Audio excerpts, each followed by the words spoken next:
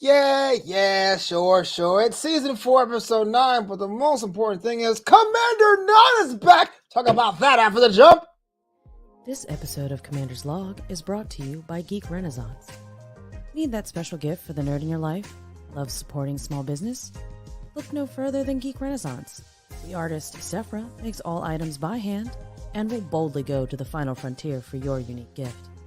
Head over to geekrenaissance.company.site and use the code FLOBITO, that's FLOBITO, to get 10% off your order. Don't forget to follow, like, and share Geek Renaissance on Facebook, Instagram, and Twitter.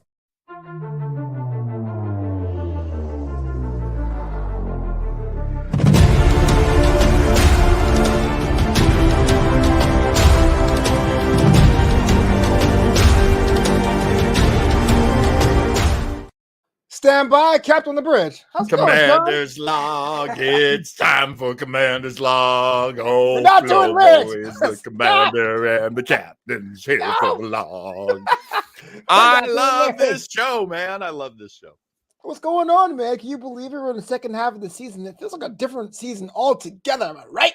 It really does. I love how they set up, like the long story's gonna go like this, and like Pac-Man, they just eat it up. They go through the story so quickly, and I love that because that's how we watch TV nowadays. We watch quickly, we binge, we hate being held on the edge of our seats for too long. I feel like this Star Trek Discovery season knows its viewers. And Absolutely. As you were saying at the very beginning, and Commander Nhan is back. They know who we love. We love Nhan. I love that lady. We'll talk about that in just a second. Just want to say thank you so much for watching and tuning into the Commander's Log on video or audio, whatever you like, on Facebook, on YouTube, on Twitter, and on Twitch. And for the first time ever, LinkedIn, baby. I got approved to have my stuff on LinkedIn as professional as I can. Give it up for having us on more platforms. Am I right? Hey. By default, you are now the coolest thing on LinkedIn. It's a low bar to clear, John. Nothing comes close. Nothing comes close. The guy showing how to find typos on a resume was number one. Just got edged out by you. Take that. Allow me to gloat. And if you are a resume on doctor, oh no. I'm sorry. I was late with that joke. Go ahead. No. If you're on Spotify or Apple Podcasts, 5 stars is what we're talking about. All right, let's get into it. Rubicon, which I looked it up because I always hear it. I'm like, what does that mean? Point no return. Duh. Okay, Commander Nhan's back, baby. So we all know she's my favorite character. In fact, if I had a chance to be on Star Trek, I think I would want to be a Barzan. But I thought she was done. I thought we haven't seen the last of Commander Nhan, but she didn't come back. She wasn't a villain. She was looking pretty smooth. What happened? The interesting with Nhan is she seems to have lived a little bit of a lifetime since leaving the ship. And she went back home. She tried to connect with the folks on her home planet. She is 936 years from the past. And she just didn't relate with them. She went back to Starfleet. Said, look, surely you guys can use me. They did. She did at least one dangerous mission that we know of. Did I get that right? Pretty much, more or less. Yeah, I was really on my sleep meds when I was watching the episode. So I watched it at 5 o'clock in the morning today. Yeah, I totally get it. I couldn't sleep, bro. It was one of those nights like, well, I might as well get my work ahead done. 5 a.m. club. Your work ethic is astounding to me. It's all because I literally got out of bed 2 hours ago. So you're doing it right. You are doing it right. Me working early. Ugh. My dad would love it though. Here's what happens though. I wake up and I just do this for hours. And you're like, there's no time to get things done. It's so busy. What are we doing to ourselves? We're scolding ourselves to death. That's my edgy comedy, y'all. No. Well, Save okay. that for the Alaska show. I know, right? What's the deal? What's rolling? So Commander Non's going through some stuff, and I guess the way she was written off, or I can't even say written off, when she departed last season, it looked pretty final. Unless you would Yeah. break my heart, and it had broken my heart. But like, if we never saw her again, it would make sense. But there's been allusions to other things about her family. Do you think we're going to get answers to that now, or will it be a long-term thing, like what Tilly was going through with her mom? Oh, that's a good question. Well, I have a crazy theory. I know you're asking for a sense of, a sense making theory. I have a theory that makes no sense. That's the best kind, really. Okay, so to answer your question directly, I do think we might see more of that story. She is a really great actor and a really strong character. They actually put her in this episode, if I'm not jumping ahead too much, they kind of put her on the same level as Michael Burnham. That's awesome. And they like each other. They like that there's a lot of mutual respect. So here's my crazy theory. My crazy theory is, Let me get closer. Go ahead. I think this Starfleet Academy series is going to happen. I think it is. Yeah, I think it is going to star Tilly. But, and this is the way I would do it, it's going to jump around a little bit with other characters doing Federation stuff. So it'll be exciting and it won't just be, school adventures every week. And I think Non's one of those characters. I'll take it. Shouts to everyone in the chat there. Craig Robinson, even guys. Hey, Craig. Even out there in jolly old. Oi! You know what I like about English is that they use big words in like normal sentences, like a salubrious day afternoon. Okay, and Leo Dennis says supporting characters only get one line of explain emotional pain, then move on. You're right, Leo. Growing up, I didn't have cable. So moving on. So we saw Commander Na brought back into the fold by President Rolik because the idea of this mission to find that rogue book now, he's like totally off the train. He's totally hanging with Tarka. He's bad news. They were saying Michael Burnham was compromised, but not too compromised to be removed. Compromised just enough to be like, you're the best person on the ship. You can still do the spore drumpy thing. We're having Commander Non be that watchful eye. Now, we can jump around as we want because I'm assuming if you watched the after show, you've seen the episode. Was Commander Non the right call there? Did she go hard enough? Was she too easy? What would you make you think of what happened if you saw this episode? Oh, that's a great question. Normally you would go with a Jellicoe. You would go with some heavy duty book, by the book guy, like Captain Jellicoe. Okay, so in The Next Generation, when Captain Picard is kidnapped by the Borg, look, you're all right. They bring a new captain on. They don't say, it's okay, Riker, you're the captain now. They actually bring in a captain played by Ronnie Cox, who was so amazing as one of the main bad guys from RoboCop, the original, the good one. And this,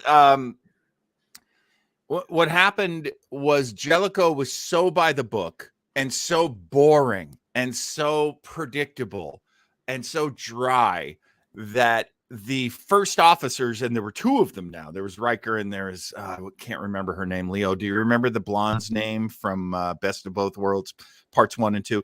But he Leo sort knows. of set them against each other, this guy Jellicoe. He was just the biggest dick bureaucrat you could imagine on the show. So what was exciting was they skipped that. They went past that idea. And they went to someone known by the crew, beloved by the crew. Oh, that wasn't Jellicoe? Oh my God, I'm so bad at Star Trek. Aren't we all, bro? Aren't we all? Anyway, let's say it wasn't Best of Both Worlds, because Leo, who knows more than I do, says it wasn't. But anyway, Jellicoe was brought in at one point, and so you had this dweeb. Commander Shelley does sound right. Shelley or Shelby sounds right. But he was a dick and he played politics. And that will happen sometimes with Federation personnel. They went with someone well known by Discovery. and Discovery becomes it becomes this bittersweet reunion, which I loved. I loved. Yeah. And Nan was always an Enterprise girl anyway. She was Captain Pike's girl. Right. Before joining the crew. So there is a little bit of tension and a little bit of distance there. And are they going to be able to work together? Are they going to, of course they're going to bump heads. Of course they are. This is a story and Gene Roddenberry is gone. So he's not there to go, hey, I don't want to see any conflicts between the crew. Of course there's going to be conflicts in the crew. But it's interesting that it's someone who understands Discovery. What's the Gene Roddenberry impression? No, I don't want to see anybody. Why is he a prospector? Rude, tootin', fresh and fruity. Well, my prospector's more like this. Flobo. Oh, who-giddy-goo-giddy-goo. They share a compliment. I'm going to find that seam of copper, and if I don't, I'll kiss my mule. Oh, you be quiet. Sounds like an episode to a Andromeda episode. Listen, so we have this idea now. We have this Overwatch-looking person here, but let's get to the main of it. Let's get to the meat and potatoes of it. And we have some other stuff happening, but this is the main issue. Book and Tarka are just that close, man. They got the unobtainium. They got the isolinium. Sorry, unobtainium is Avatar. They got the weapon charged and ready to go. And they got a weapon, baby. They got a weapon so powerful it will blow up the DMA. So damn powerful. Kind of takes you back to the was those Justin Hammer missiles from Iron Man 2. But the easy thing, Occam's razor, just blow Book out the sky. And that's kind of what the Federation wants, which seems very anti-Federation. But that's another thing entirely. But Burnham was like, that's my man. And so the entire episode has been the tension of her, the captain, the non being like, hey, what's up? But also, to your point, the crew, Reese and Bryce, they're not really feeling all pretty uniform, even though they are wearing uniforms, which I've learned to grow on me a little bit. I like the uniform. Oh, yeah. But anyway, Reese, Bryce, the crew all have their opinions of Burnham, Nan, Saru have their opinions. This is like going 8 different directions. Yeah, and it's that's the hard way of telling the story. So I really appreciate that they did that. That's not easy at all to balance. Look, this is your crew, and your crew all has these different shades of, is Book right? Is Book wrong? Should Book be stopped? Should Book go and do what he's doing? I love the Reese and Bryce conversation because isn't it Reese who says, you've never lost everything. Mm-hmm. You don't know what it's like to lose everything. Yeah. And we have to stop the DMA from ever doing that again to anyone the way they did it to Book. And that's fantastic. And of course, Bryce is a smart guy too. So he's like, I hear you. I hear what you're saying, but that's not how we do things in Starfleet. So you've got 2 of your crew members in a very light way. I mean, we kind of breeze past it. They don't spend a ton of time on it. Mm-hmm. And I won't give away how that conflict ends, but give it away. That conflict ends in a beautiful Starfleet way, which is like, you know what? I hear what you were saying. We have different opinions, but I hear what you were saying, and we're still one crew. We're still Discovery. And I love that because that's how evolved people behave. And that's what we need from our Discovery crew. And we do get a little, I just recently watched the episode where Tilly leaves and Kovich says all that, Dr. Kovich of the Federation says all that stuff to her about, you know, you guys from Discovery, you're different. You didn't grow up with the burn. You didn't grow up with this, you know, terrible view of the universe. You grew up with hope and optimism. And it's really, hey, Kirsten, it's really important that you feel that way and that you have that, you know, and that we feel it too, that you teach it to us. So the more they demonstrate it to us, like Reese versus Bryce, that's just beautiful. I love that. But those prospectors, they kind of disagree. Googity goo. I don't like it when they run against together. I got to get one of those hats with the big flap. Mr. Roddenberry, what do you do with that hat? Just eat flapjacks the whole time during the show. That's right, Flobo, you tells him. The fact they call it flapjacks. Jen Reese is a technical officer. I didn't realize what his official title was. He's not a helmsman. He wasn't security, but technical officer. That makes sense. Right, right. But that was kind of the deal. So let's talk about the actual crime of the week, right? Yeah. So Tarka book, they've somehow got themselves in hand with the weapon to get rid of the DMA. I guess in their brain, they thought that the DMA was going to be destroyed. They're going to be all like, wow, it's going to be great. But Burnham tries to reason with them beforehand. Let's talk about that. They're almost out of options to begin with. Because remember, Stamets was supposed to figure out how long this whole thing was going to be in this subspace. Race against time. Question I have for you, John. Ticking time bombs. Necessary part of storytelling or kind of a once too often sort of thing in a situation like this?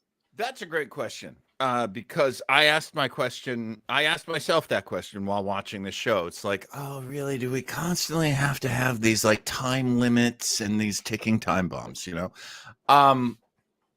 It's a style of storytelling. I think as much as we say this Star Trek is different from other Star Treks, I think we're right, and I think they lean really heavily on this device. In this particular group of showrunners and storytellers that we have giving us the modern Treks. But I'll take it over the cliches that existed 30 years ago. Yeah. Of, a lot of it back then was about personal growth. Right. Which is really interesting how it's handled now and how it was handled then. Back then, you would go to the counselor and the counselor would explain something to you and you wouldn't understand it. And then you'd go through an adventure and now you understand it. And at the end of the episode, you and the counselor have a conversation about how you understand what she was saying because now you lived through it. Oh, that's so cute. And now you get along with your dad. What? Now you get along with your brother. I told you, people growing up. There's some really unresolved issues there. You needed this. You needed this show, Flobo. What's everybody? But in the modern version of it, and we see it with Dr. Culber quite a bit, they try to go the personal growth route, and it doesn't always work. Mm-hmm. And now extreme things happen. Right. And that's why both Book and Tarka end up with their fingers on the trigger pointed at the great line. And I actually can't remember if it's from this episode or the previous episode, is this is a mining tool, this gigantic monstrous thing. Boronite, correct? Yeah, mining boronite. Yeah, I have it in my notes as boronite eating mother trucker. Go ahead. Oh yeah, eat all that boronite up in space by itself. If you weren't happy with this, you could say it was boring night. Because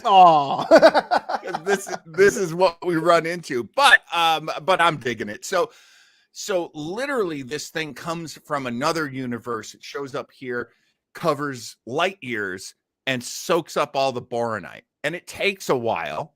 Alluding to what you were saying about how long is it going to be in one place. It does take a while to soak up all the boronite that it's going to. But they're like, wait, it's a mining tool? Yeah. And the thing that is pointed out is, if this is what their mining tool is like, what are their weapons like? Right. That was the cliffhanger for last week. And the thing is, as a Men in Black fan, when they said 1 week, I'm like, is that an hour? I had to think, wait, no, that's a different property altogether. How long is a week in space where they have star dates? But I understand a week is our time because we're American centric. Now, I want to talk about the actual moment of the appeal. Burnham gets a notification that this thing's gonna be here for a week. And she goes, yo, Reese, listen to Nan, y'all. And Nan gives Reese the detonate switch. And Burnham goes out there to reason with Book. Yeah. At that point in time, did you think that something was going to happen? Do you think Book is like, no, and do it? Do you think Book was going to come on the ship? Were you on board with that conflict? Was that too much of rope, I guess, that Burnham gave Book to have that? What was your thoughts of the whole thing? Oh yeah, I was very torn over it. I really was, because I felt like All In was last week's episode which I did finally watch.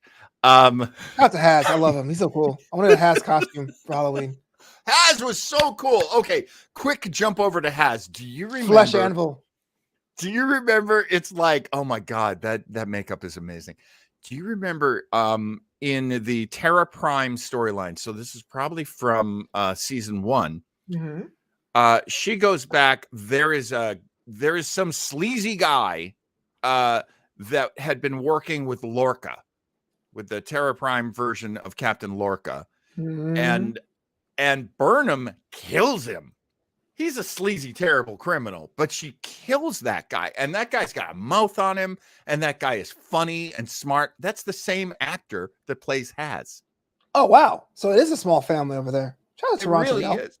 Well, I think it also, this is an opportunity for me to apologize to the actors of Canada, because I make fun of them all the time. A lot of these Canadian actors, I'll make fun of them, but they do have certain great big actors up there, total mind screwing actors.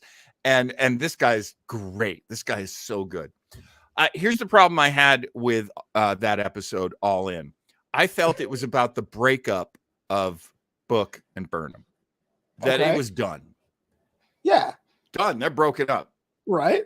And that's hard. A breakup is hard. I mean, I guess. No, I'm kidding. You're right. I do have a heart as cold as black as it is.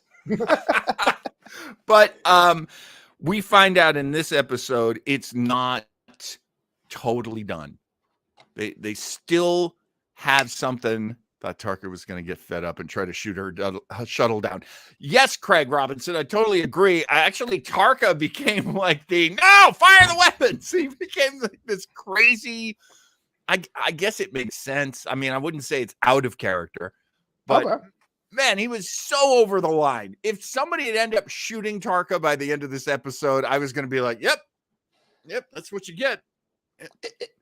It is funny because it benefits from the break. I feel like if we didn't have the break, I'm like, oh, he's dead. He did. But like having the break, like he might be the big bad when it's all said and done. So there was a reason Book agrees to be the brains of the operation, to take the 1 week armistice. I'm assuming 7 days, I guess, for the next week's episode.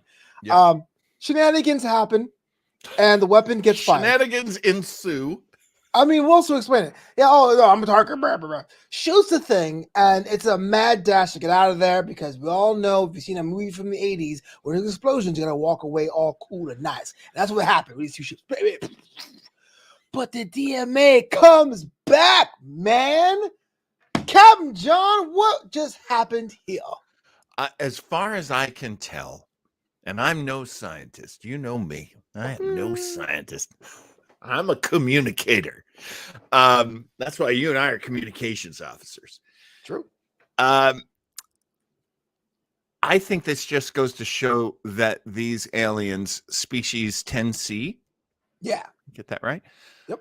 These aliens are so powerful that when you blow up their mining tool, they just go, turn it back on. Yeah, I guess the breaker flipped on that. Yeah, let me turn it back on. I mean, they recovered from this doomsday weapon, and they weren't like, hey, we're at war. It was like, that squirrel knocked over my sundial. So put the sundial back up. What, were the squirrels? Damn, that's cool. Question for you, Captain. When we get the chance to make, I guess now, second contact, because that was a big cliffhanger. We already made first contact with 10C. They know they're around. Do you think they're humanoids? Are we going to be dealing with energies? Like what? I was saying V'ger for weeks. Don't think that's going to be the case. But if it's not going to be V'ger, what are we going to eventually come across? You think? Well, that's a good question, because don't they analyze the big shiny blob? Right? They analyze it and they say something like, there's a sun in there and like at least two planets. So honestly, it feels it feels maybe Q-ish or Trelane-ish. Like there's this sort of ship in a bottle kind of a thing with the dean. I don't know, man. It's hard to gather the science out of that. I will say that we're probably going to go to a world. We're probably going to talk to humanoids. They're probably going to be more than humanoids like the Organians. But super, super alien, I assume, too, which is another thing that modern Trek is really good at, is saying, oh, there's alien, and then there's really alien. Right. I want to see more aliens. Like I know they get dragged because of how people grow into, but I like the Klingons in the Discovery universe because they looked like, and granted they were bipedal and they were kind of humanoid in that way, but they at least looked like, creatures, Right. I was kind of see more of that. But yeah, I think the more now we see it could be regenerated, the DNA can be regenerated. Now it can't, to me, it can't be energy. I feel there has to be a person, but I worry that a person character might be seen as too small. Like how we felt with the Emerald Chain last year. Like an intergalactic syndicate on paper sounded great, but seeing it on screen last season was like, okay, street crime, fine. I guess. I mean, they're a criminal organization. It's basically space mafia. And that, and I agree. I agree with you, Kirsten. I agree with you, Flobo. Alien, because we can afford to do it now. It's not next generation. You don't just put something on someone's forehead and I'm totally from another planet. Yeah. No, I got this thing on my forehead. That's how you can tell. Yeah. I'm wearing a lot of pleather. That's how you can tell. I'm an alien. Yeah. Totally an alien. We will probably see a facet of who these beings are. We will probably see one of their faces, but there's probably a lot more to it just because they represent so headloaf. Is what it was called. Yes, that is correct, Leo Genesek. So I think that's it's going to be super alien. I hope it doesn't look like an old West town or a carnival. Yeah, that's kind of like traditional series television. Like let's use something. We're going to use the back lot. Let's use something we already own. Totally. They got that big giant blue screen they work against now. I hope it'll be unusual and alien looking, and maybe I'm not relishing this, but maybe it's one of these you have to prove humanity's worth. No, I hate those. I know. That's the cue, To hell with that. That's the cue. That's like so many super powerful aliens. You have to like prove that humans are good. Sidebar, like it always in that way with the whole backlot thing, it is kind of weird. No matter what episode or series of Star Trek you watch, it's always like we need to go back to 21st century city town. Yes. Let's see what's going on in the city, Dixon Hill. All right. So Craig Robinson says it. Linus is back, baby. And Linus actually had a speaking part. It's pretty cool. Came out of nowhere, but I'll take it. Lizard on the bridge. He's a bridge lizard. I'm enjoying my bridge lizard. I do love my Linus. I love Linus at work. I love Linus when he's playing cards. Linus at play. I love official Linus's cousin, who's part of the space peace talks. I love it all. Give me as much Linus as I can have. Yeah, Leo actually brings up an excellent point. We might be like bacteria to these aliens. Look, if you go out and mow the lawn, you don't ask the grasshoppers if it's okay. You just mow the lawn. So I think we're looking at something like that. This was always the thing they said about Mothman. Oh, Mothman. The bridge collapsed and people were seeing Mothman. Do you think Mothman was warning us? He was warning us. And there's a great line in the movie Mothman Prophecy where John Leake says, would you warn an ant right before you stepped on him? And if you did, why? Why would you do that? We're so different. We're on such a different scale. It's almost impossible for us to understand them. But it's Star Trek. So there will be some bridge. There will be some communication. I don't know if it's going to be a good one. I don't know if this is another destructive species like the Borg or the Dominion. I don't know. Confirmed, Captain John hates insects. I can't believe you destroyed grasshoppers just trying to live. How you should be ashamed of yourself. Nah, I'm just kidding. I get the whole idea. But it'd be kind of cool. It'd be kind of cool idea and concept. Again, second Men in Black reference, which is pretty cool. like the ending of that movie where it pulls out and it goes from like the city to the globe and the galaxy and the Milky Way. It turns out we're just a marble and a big bag of marbles from aliens, which is pretty cool in perspective. Yeah. But like, how would you fight that? Like, maybe we are the virus.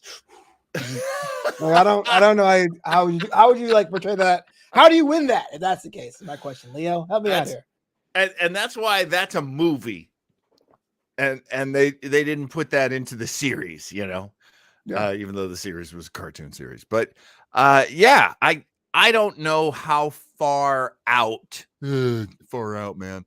I don't know how far out it's all gonna get, and that's exciting. I'm looking forward to the end of this season. Honestly, how many more do we have? Do you know? This is episode 9. I'm assuming at least 4 more. Okay. 13. I can always double check that one. That's just next question. Meanwhile, Saru's going through some stuff, man, some stress. And so he asked the Nevar president, Tarina, for some hot meditation, but he's worried about Sukal. But she was always like, well, let me slide up in them DMs. First of all, what is the worst idea for a meditation? And second of all, what do you make of this romance? Well, it's been a long time in the making. And, I mean, okay. Go on. So the Navian president, Navarian? I don't know. Navarian, that sounds right. She seems more into Saru than Saru seems into her at first, anyway. And that creates the question, like, what is going on here? Mm-hmm. She is a being of pure logic and patience and understanding. Doesn't let her emotions go. And Saru, I mean, come on, Saru's like he's such good boyfriend material. Come on. He's understanding. He's not demanding. He's just a sweet, sweet guy. He wears high heels. Come on. He's got all these things going for him. Where is the voice of reason? Are you kidding me? It's not Culber, because Saru asked him, hey, man, what's that? I kind of like this chick, but I don't really know I got this responsibility. You know how it is. It's hop out here in the streets. Dating the galaxy is hard. And Culber's like, you better ask that woman. You better call her up now. That was a quote. That was me reenacting what happened there. Why is Culber getting involved in dating people's life? What's going on, John? Hey, man, Culber is still the counselor, even though we all kind of agree that it was really... Leo Genesek says, Saru's fingers look like sex toys. I wouldn't know. I'm an innocent young man. Would I say, no, that's not true? I would not say that. I was not looking. I would agree with that, actually. I think it's super cute. Culber is still the counselor. Saru and the president. God, why can't I remember her name? Tarina. Saru and Tarina are so adorable together. They have that, like, what is it, like that 18th century, like, madam, may I place my hand near yours? That would be terribly forward, but I wish you would. I'll get a holodeck, you hussies. No, just freaking age of innocence thing going on. It's crazy. So yeah, I mean, it's kind of cute and kind of nice. It's also like, how does interspecies love happen? You know, a very kind-hearted, conscientious, big-hearted alien like Saru, and then Tarina, who is so intelligent and so in control. This is a meeting of the minds. This is a romance of the minds. It is very Victorian, Leo Genesek. I agree with that. And so I kind of like it. It's kind of cute, but we don't know how Saru feels until Culber's like, the part you're leaving out is how you feel. How you feeling there, big guy? And he's like, I guess I kind of like her. Abysmal. This is what I say, though. These actors are crushing it because it seems real to me. I mean, does it seem real to you? I don't know, John. I never shot my shot after a false meditation attempt. If it's something you do all the time, the props to you.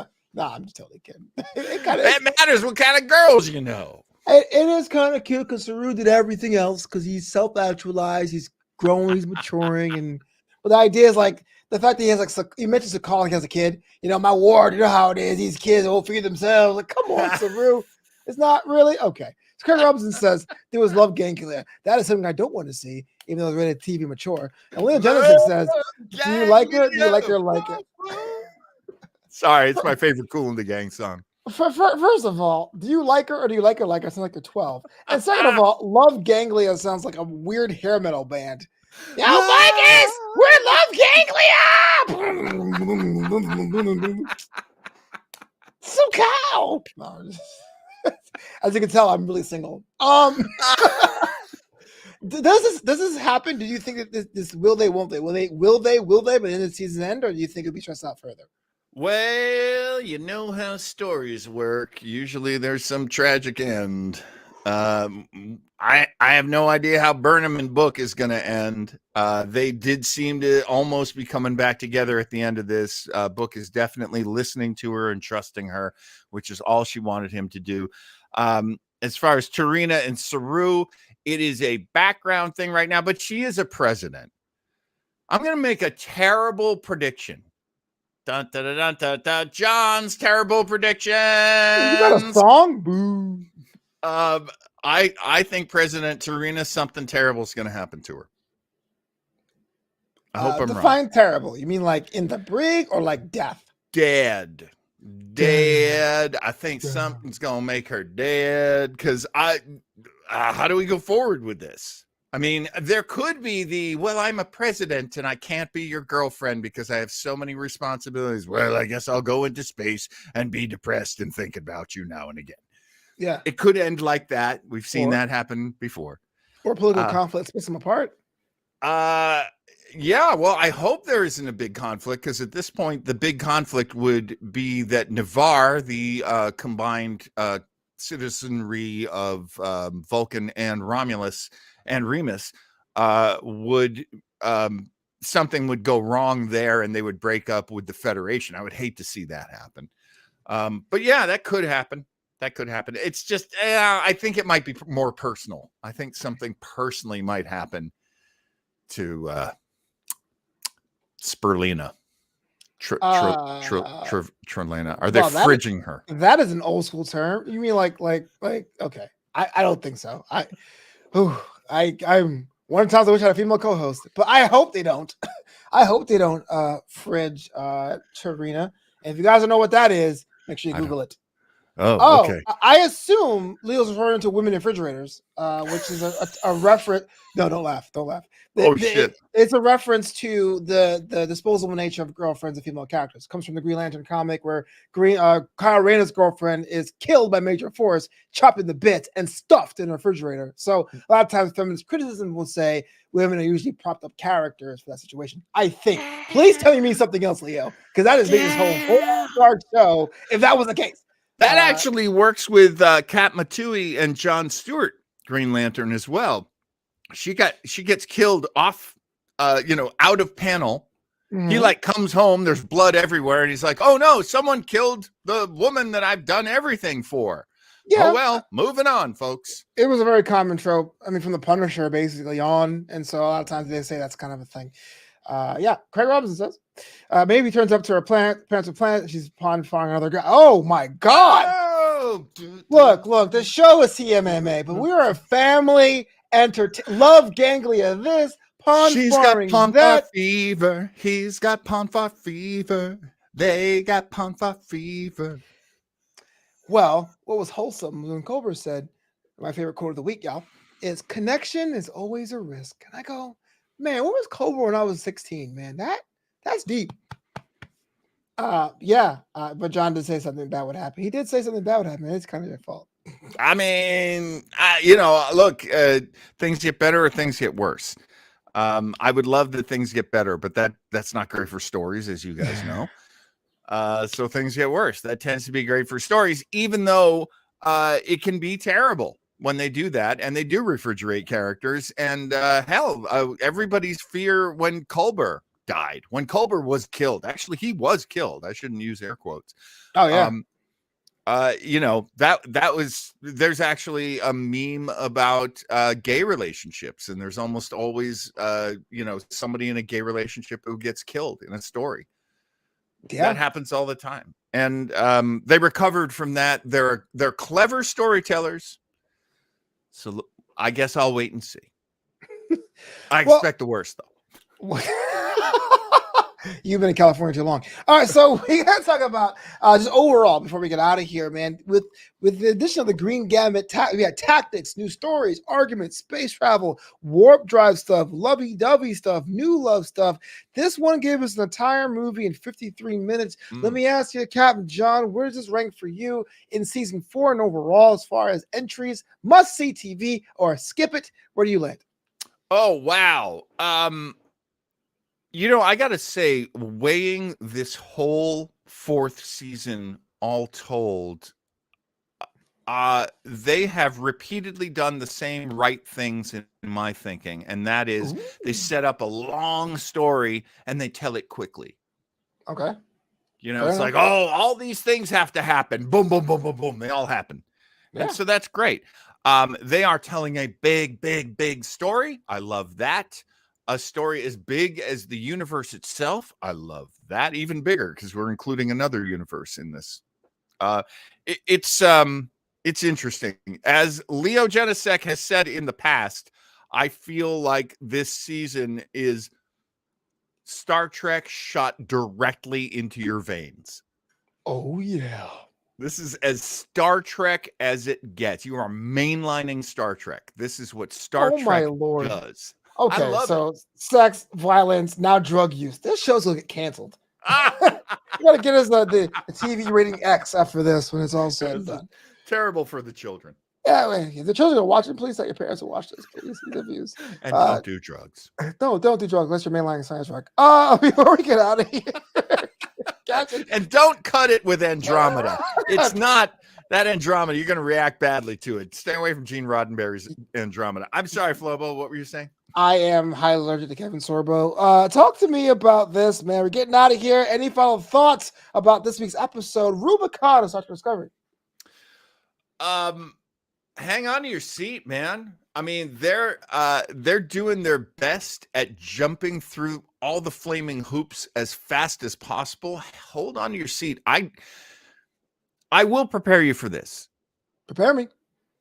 All of my favorite big stories that I've gone through in comic books and movies and science fiction, the big story that's promised almost always ends with a disappointing ending. Almost always. And I say that as a Star Wars fan.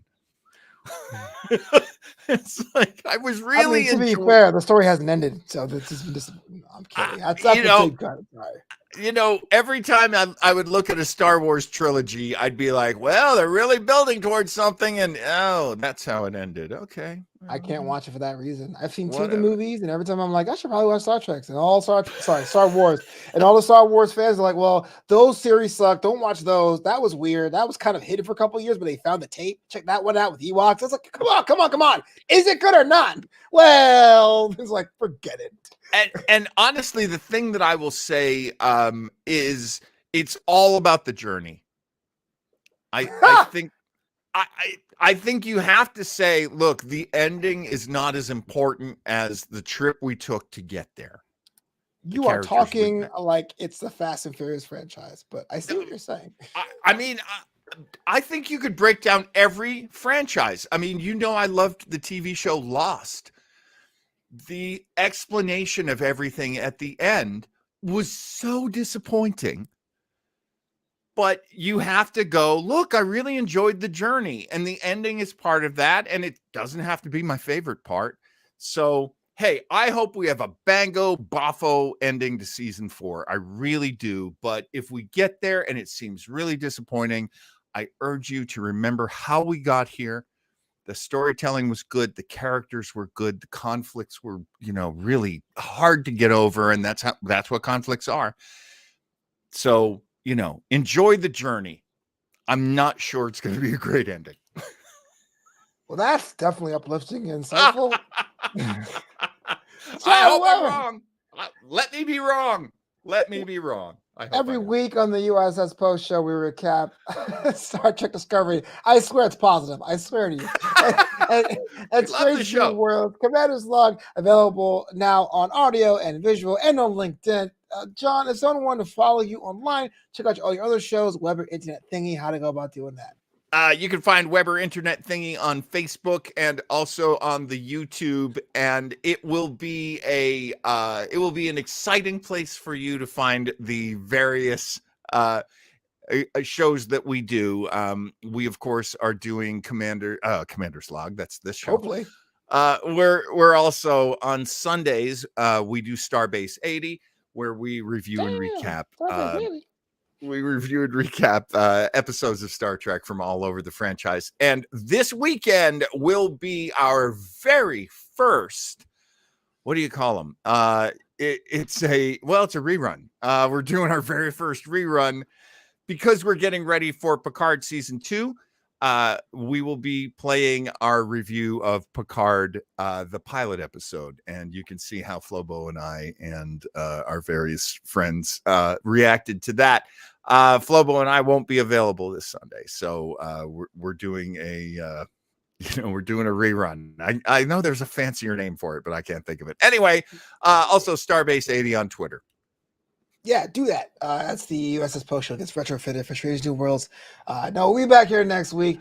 Same bat time. Thanks so much for hanging out last week at the special time. But 4 p.m. Pacific, 7 o'clock p.m. Eastern. What's that? 4 plus 8. That's what, midnight in England? Dang, Craig, go to bed. What are you doing up? I mean, thank you so much. Right, go to bed. Yeah, so until next week, man, as we always say, live long and prosper, baby.